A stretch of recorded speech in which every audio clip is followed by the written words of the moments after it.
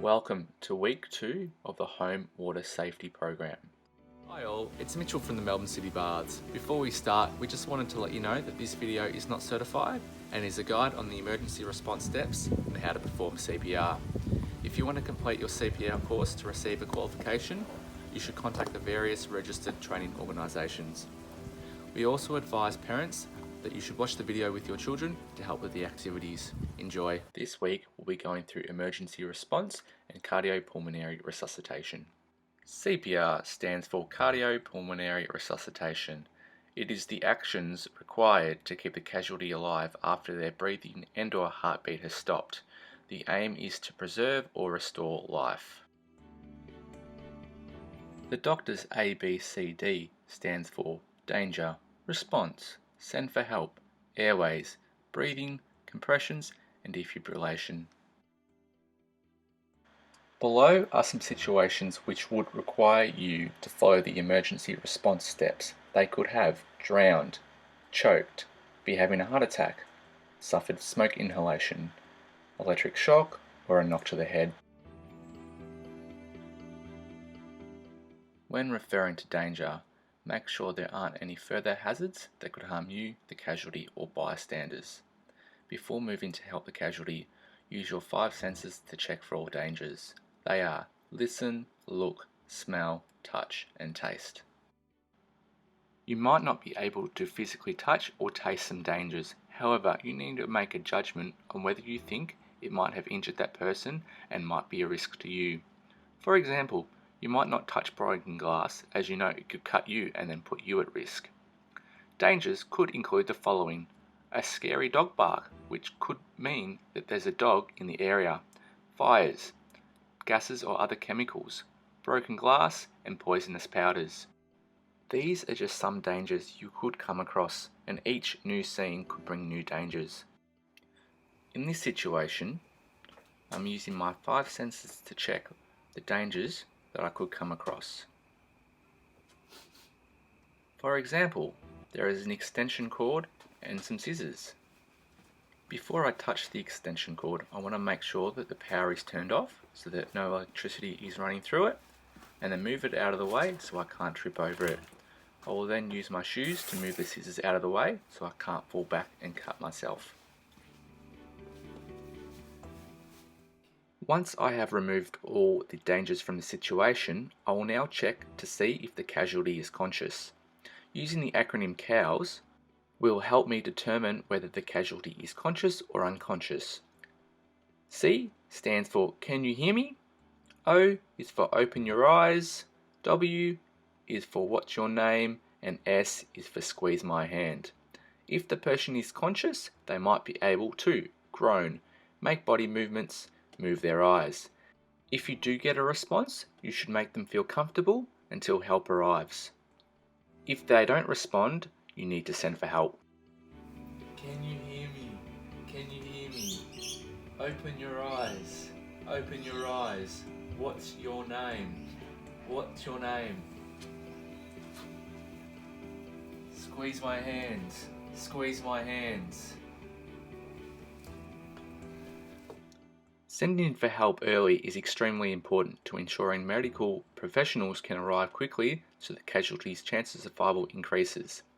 If there are other people around, ask one of them to call 000 and ask for an ambulance. If you are by yourself, find a telephone or mobile, call 000, put it on loudspeaker and place it on the floor next to you. This will ensure that you're free to check the casualty's airways, and so that when you're talking to the emergency service worker on the other end, you can give them some valuable information such as the position, the problem, people, and progress. Don't hang up the phone, as the operator can tell you what to do and give you updates on where the ambulance is.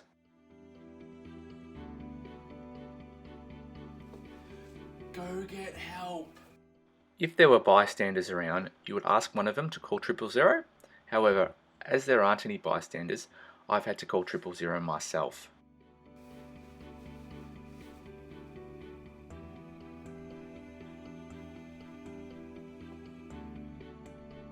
When checking the airway, Opening and clearing the airway may be the only thing required for the casualty to start breathing again.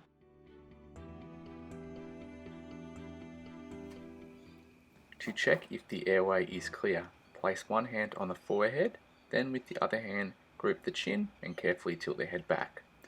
Look for objects in the mouth such as food, pen lids or chewing gum that could be blocking the airways.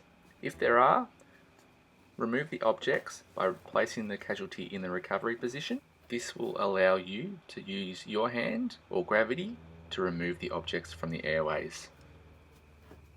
Once the objects have been removed from the airways, roll the casualty back to check if they have started breathing again.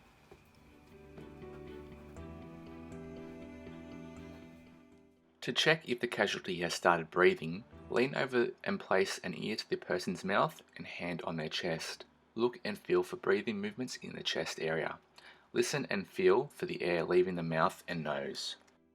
If the casualty is breathing normally, a steady breath in and out, place them in the recovery position and continue to monitor their breathing patterns.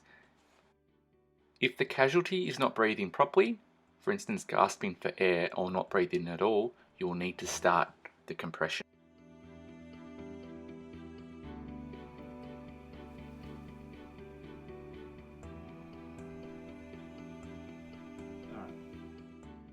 CPR involves doing chest compressions to help push oxygen into the lungs, which is then spread to vital organs such as the heart and brain.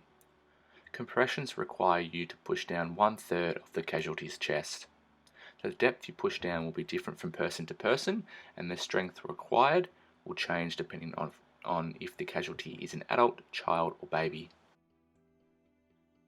When performing the compressions, you need to perform 30 compressions and 2 rescue breaths, then recommence the compressions again. You should aim for 5 cycles in 2 minutes. If you don't know the person or don't feel comfortable giving the 2 rescue breaths, you don't have to. However, after each cycle, you should check to see whether the casualty is breathing. If not, continue with the compressions. To find where you should place your hands, you need to draw an imaginary line from the casualty's armpit across to the middle of their chest. This will allow you to find the perfect position. Once you've found it, interlock your fingers and place the palm of one hand on the person's chest.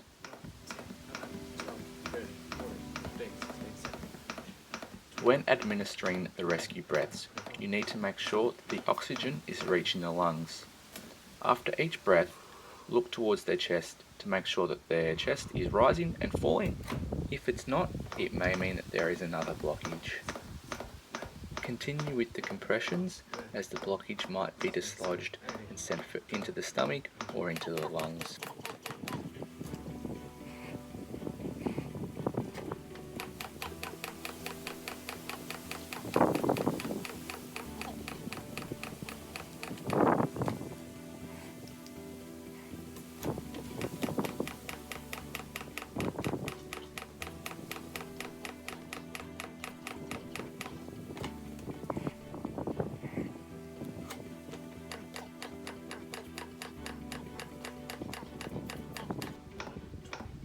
Now kids, it's your turn.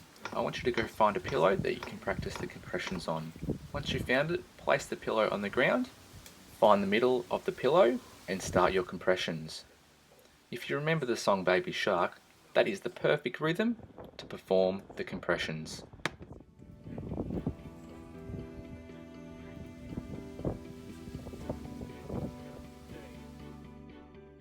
You would have seen me earlier placing the casualty in the recovery position to check and to clear their airways. The recovery position allows for a conscious casualty to be observed while also ensuring they maintain an open airway until medical help arrives. Follow the below steps to help place the casualty into the recovery position.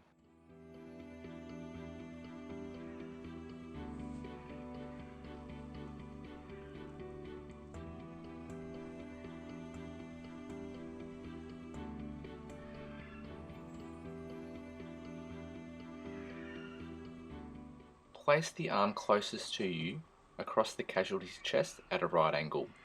Then place the arm furthest from you away from their body. Lift the knee closest to you up and bend the casualty's knee. Support shoulders and hip and roll the casualty to their side.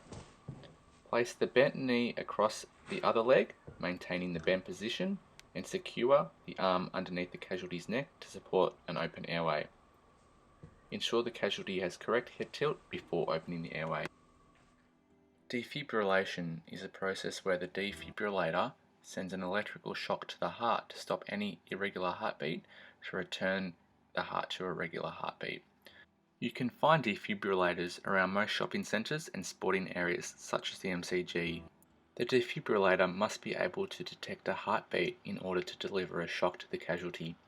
This means that if the heart has stopped beating, the defib will not shock the casualty.